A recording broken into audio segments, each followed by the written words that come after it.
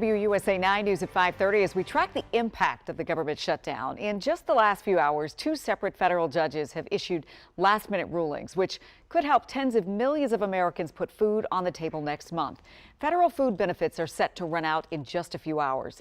Erica Brown joins us now live from Capitol Hill with the details, and this is running really close here, Erica. That's right, Leslie, and the Trump administration today has been ordered to tap into emergency funds to keep that critical food assistance program for millions of Americans known as SNAP funded during this government shutdown. It comes after a multi-state lawsuit. But here on Capitol Hill, that shutdown standoff will continue with lawmakers still deadlocked and few signs of progress.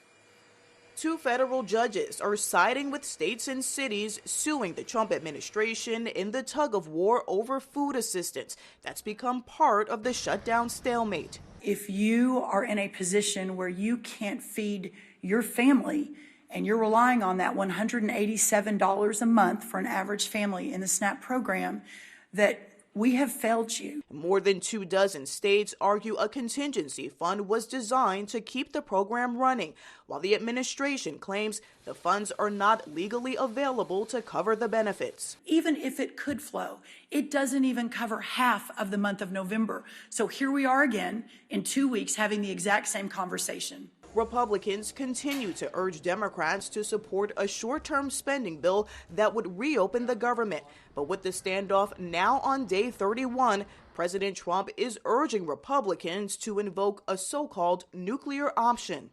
All they have to do is say, let's go, let's open up our country, and everything snaps back into shape. The president is pushing for an end to the Senate filibuster that would allow the Senate to pass legislation with a simple majority. But Senate Majority Leader John Thune has repeatedly rejected the idea. And one of my priorities as leader will be to ensure that the Senate stays the Senate. That means preserving the legislative filibuster. Trump also slammed the Affordable Care Act's rising rates, blaming Democrats. The issue remains at the center of the government funding fight, with Democrats insisting any deal include an extension to those health care subsidies to lower health insurance premiums. And in a ruling today, one federal judge has given the Trump administration until Monday to indicate whether it will provide full or partial SNAP benefits.